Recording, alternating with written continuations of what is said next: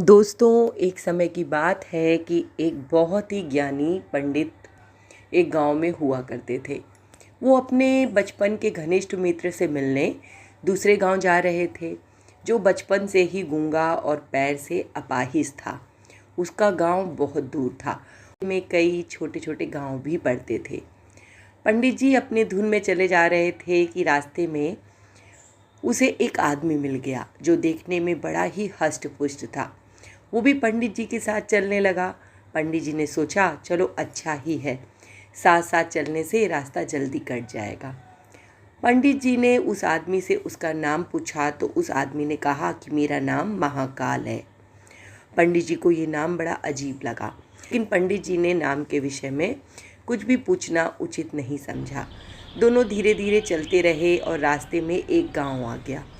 महाकाल ने पंडित जी से कहा, तुम आगे चलो, मुझे इस गांव में एक काम है, मैं तुमसे आगे मिलूँगा। ठीक है, कहकर पंडित जी अपनी धुन में चलते रहे। तभी एक भैंसे ने एक आदमी को मार दिया, और जैसे ही भैंसे ने आदमी को मारा, उसके तुरंत ही बाद महाकाल पंडित जी के पास दोबारा आ गया। चलते चलते दोनों दूसरे गांव पहुँचे, जहाँ एक छोटा सा मंदिर था। ठहरने की व्यवस्था ठीक लग रही थी, क्योंकि पंडित जी के मित्र का गांव अभी दूर था और रात हो गई थी। सो पंडित जी ने कहा, और थोड़ा विश्राम करके सुबह फिर चलेंगे। महाकाल ने जवाब दिया, ठीक है, लेकिन मुझे इस गांव में कुछ सामान देना है, जो मैं अभी देकर आता हूँ, और तब तक तुम भोजन कर लो, मैं बाद में खा लूँगा। इतना कहकर महाकाल दूसरे गांव में चला गया, और कुछ देर बाद उस गांव से धुआं उठने लगा। धीरे धीरे पूरे गांव में आग लग गई। पंडित जी को आश्चर्य हुआ। उसने मन ही मन सोचा कि जहाँ जहाँ भी ये महाकाल जाता है, वहाँ किसी न किसी तरह की हानि हो जाती है, ज़रूर कुछ गड़बड़ है। लेकिन महाकाल को रात में ये बात बताना उन्होंने उचित नहीं समझा। सुबह जब दोनों गंतव्य की ओर चलने लगे, कुछ देर बाद एक गांव फिर आया। महाकाल ने फिर से पंडित जी से कहा, पंडित जी आप आगे चलें, मुझे इस गांव में कुछ काम है और मैं आपसे आगे मिलूँगा। इतना कहकर महाकाल जाने लगा, लेकिन इस बार पंडित जी आगे नहीं बढ़े। वहीं खड़े होकर महाकाल को देखते रहे और कहने लगे कि आज मैं देख लूँगा कि ये कहाँ जाता है और क्या करता है। तभी लोगों की आवाज़ें सुनाई देने लगी कि एक आदमी को सांप ने काट लिया है और उस व्यक्ति की मृत्यु हो गई है। ठीक उसी समय महाकाल फिर से पंडित जी के पास आ पहुंचा, लेकिन इस बार पंडित जी को सहन नहीं हुआ। उन्होंने महाकाल से पूछ ही लिया कि तुम जिस गांव में जाते हो, वहाँ कोई ना कोई नुकसान क्यों होता है, आखिर तुम ऐसा क्या करते हो। महाकाल ने जवाब दिया, पंडित जी आप मुझे बड़े ज्ञानी मालूम पड़ते हैं, इसलिए मैं आपके साथ चलने लगा, क्योंकि ज्ञानियों का संग मुझे हमेशा अच्छा लगता है। लेकिन क्या सचमुच में आप अभी तक नहीं पहचान सके कि मैं कौन हूँ। पंडित जी ने कहा, मैं तो समझ चुका हूँ, लेकिन कुछ शंका है, और यदि आप अपना उपयुक्त परिचय नहीं देंगे तो मैं अब आपके साथ नहीं चलूँगा। महाकाल ने जवाब दिया कि मैं यमदूत हूँ, और यमराज की आज्ञा से लोगों के प्राण हरण करने के लिए आया हूँ, जिनकी आयु पूरी हो चुकी है। हालांकि पंडित जी को पहले से इस बात की शंका थी, फिर भी महाकाल के मुंह से सुनकर पंडित जी थोड़ा घबरा गए, लेकिन फिर हिम्मत करके बोले कि अगर ऐसी बात है कि तुम यमदूत हो तो बताओ अगली मृत्यु किसकी होगी। यमदूत ने जवाब दिया कि अगली मृत्यु तुम्हारे उसी मित्र की होगी जिससे तुम मिलने जा रहे हो, और मृत्यु का कारण भी तुम ही होगे। ये बात सुनकर पंडित जी ठिठक गए और बड़े पसोपेश में पड़ गए कि यदि वास्तव में ये यमदूत है और उसकी बात सत्य हुई, तो मेरे कारण मेरे बचपन के दोस्त की मृत्यु हो जाएगी। इसलिए बेहतर है कि मैं अपने मित्र से मिलने ही ना जाऊं, कम से कम उसकी मृत्यु का कारण तो नहीं बनूंगा। तभी महाकाल ने कहा कि तुम जो सोच रहे हो वो मुझे पता है, लेकिन तुम्हारे मित्र के मिलने या ना मिलने से नियति बदल नहीं जाएगी। मेरे मित्र की मृत्यु निश्चित है, और वो अगले कुछ क्षणों में घटित होने वाली है। महाकाल के मुंह से ये बात सुनते ही पंडित जी को झटका लगा, क्योंकि महाकाल ने उनके मन की बात जान ली थी, और ये सामान्य व्यक्ति के लिए संभव नहीं था। फलस्वरूप पंडित जी को विश्वास हो गया कि महाकाल सचमुच में यमदूत है, इसलिए वो अपनी मृत्यु का कारण न बने। उन्होंने तुरंत पीछे मुड़कर अपने गांव की ओर लौटना प्रारंभ कर दिया। परंतु जैसे ही वो मुड़े उन्होंने देखा कि सामने उनका वो ही मित्र तेजी से आता हुआ दिख रहा है, जो पंडित जी को देखकर बड़ा खुश था। अपने मित्र के आने की गति को देखकर पंडित जी को लगा कि जैसे काफ़ी समय से वो पीछे पीछे आ रहा है। क्योंकि बचपन से ही वो गूंगा और एक पैर से अपाहिज था, इसलिए ना तो पंडित जी तक पहुंच सका और ना ही पंडित जी को आवाज़ देकर रोक पाया। लेकिन जैसे ही वो पंडित जी के पास पहुंचा, अचानक न जाने क्या हो गया कि वो ज़मीन पर गिर गया। पंडित जी हक्के बक्के से आश्चर्यचकित होकर महाकाल की ओर देखने लगे। पूछने लगे कि क्या हुआ मेरे मित्र को। महाकाल ने पंडित जी से कहा कि तुम्हारा मित्र पिछले गांव से ही तुम्हारे पीछे पीछे आ रहा है, लेकिन तुम समझ ही नहीं सके। अपाहिज और गूंगा होने की वजह से वो तुम तक नहीं पहुंच सका। सारी ताकत लगा दी तुम तक पहुंचने की कोशिश में, लेकिन बुढ़ापे और जवानी के शरीर में अंतर होता है, इसीलिए हृदयघात दोस्त की मृत्यु हो गई। पहुंचने के लिए आए हो, इसलिए वो अपनी सीमाओं को लांघते हुए तुम्हारे पीछे भाग रहा था। अब पंडित जी को पूरा विश्वास हो गया दोस्तों कि महाकाल सचमुच में यमदूत है और जीवों के प्राण हरण करना ही उनका काम है। चूँकि पंडित जी एक ज्ञानी व्यक्ति थे और जानते थे कि मृत्यु पर किसी का कोई बस नहीं चलता और सबको एक ना एक दिन मरना है, इसलिए उन्होंने जल्दी से अपने आप को संभाल लिया। लेकिन सहसा उनके मन में एक सवाल और उत्सुकता हुई कि क्या मैं इनसे पूछूं कि मेरी मृत्यु कब होगी। महाकाल से उन्होंने पूछा कि अगर मृत्यु मेरे मित्र की होनी थी तो तुम शुरू से मेरे साथ क्यों चल रहे हो। महाकाल ने जवाब दिया, मैं तो सभी के साथ चलता हूँ, हर क्षण हर पल, लेकिन लोग मुझे पहचान नहीं पाते, क्योंकि लोगों को अपनी समस्याओं के अलावा किसी और व्यक्ति, वस्तु या घटना के संदर्भ में सोचने और समझने का समय ही नहीं होता। पंडित जी ने आगे पूछा, तो क्या तुम बता सकते हो कि मेरी मृत्यु कब होगी और कैसे होगी। महाकाल ने कहा, हालांकि किसी भी सामान्य जीव के लिए ये जानना उपयुक्त नहीं कि उसकी मृत्यु कब होगी, क्योंकि मृत्यु के बारे में जानकर वो व्यथित हो जाएगा।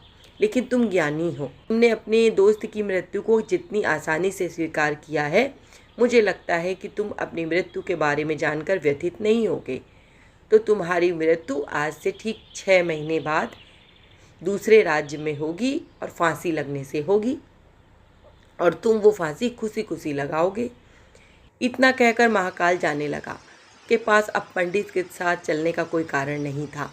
पंडित जी ने अपने मित्र का जो भी कर्म कांड था वो किया और अपने गांव लौट आए। लेकिन कोई व्यक्ति चाहे कितना भी ज्ञानी हो दोस्तों, अपनी मृत्यु के संदर्भ में जानकर कुछ ना कुछ व्यतीत तो होता ही है और मृत्यु से बचने के लिए कुछ ना कुछ उपाय भी करता है।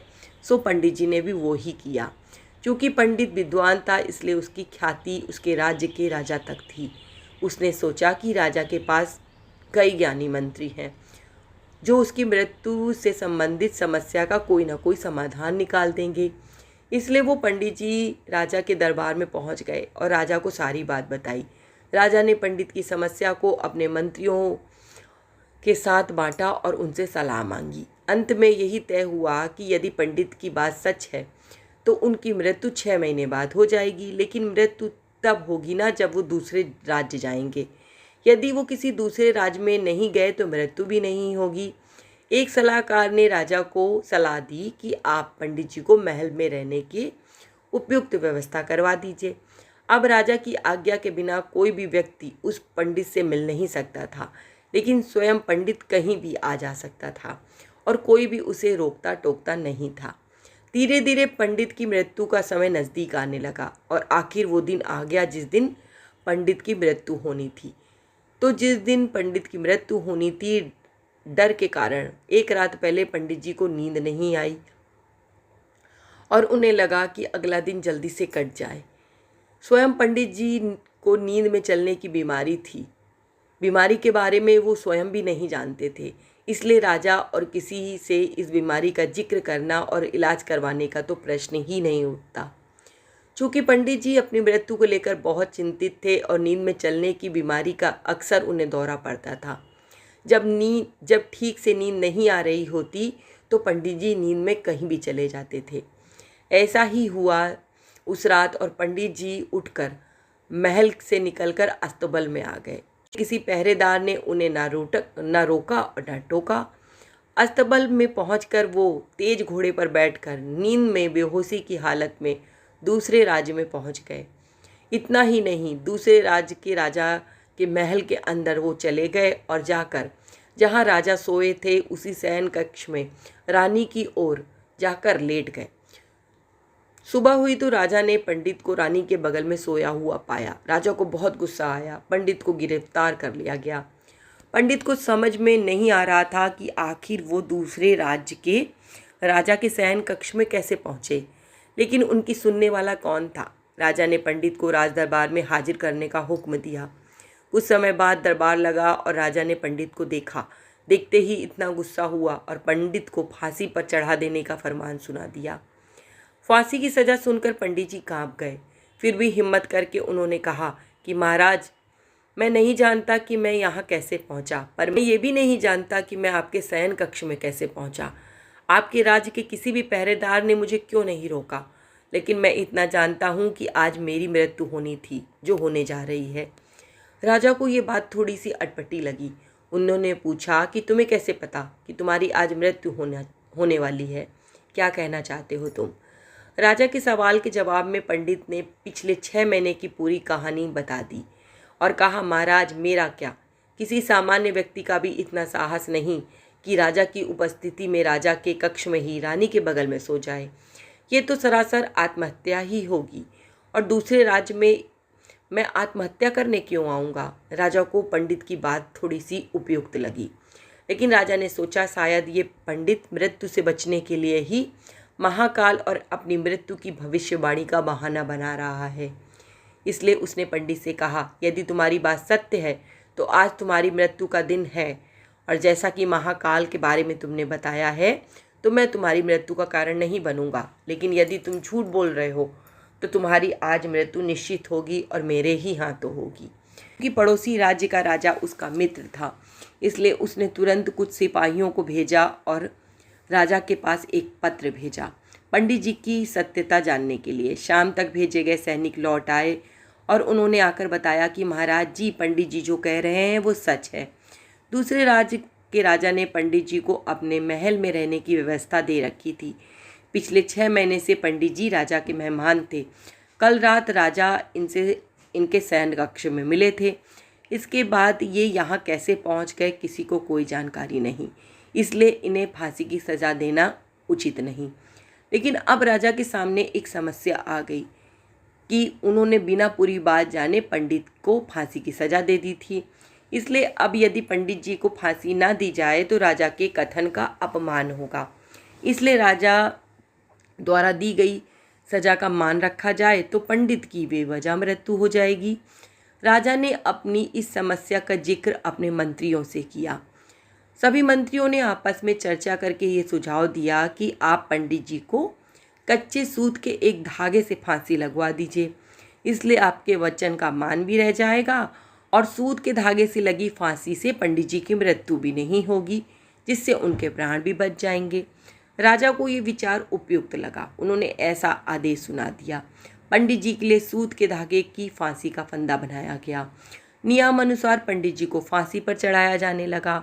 सभी खुश थे कि ना तो पंडित मरेगा और ना राजा का वचन झूठा पड़ेगा। पंडित जी को विश्वास था कि सूत के धागे से उनकी मृत्यु कभी नहीं हो सकती, इसलिए वो खुशी खुशी फांसी पर चढ़ने को तैयार हो गए, जैसा कि उस महाकाल ने कहा था। लेकिन जैसे ही पंडित जी को फांसी दी गई, सूत का धागा तो टूट गया, लेकिन टूटने से पहले अपना काम कर गया था। पंडित जी के गले की नस कट गई थी।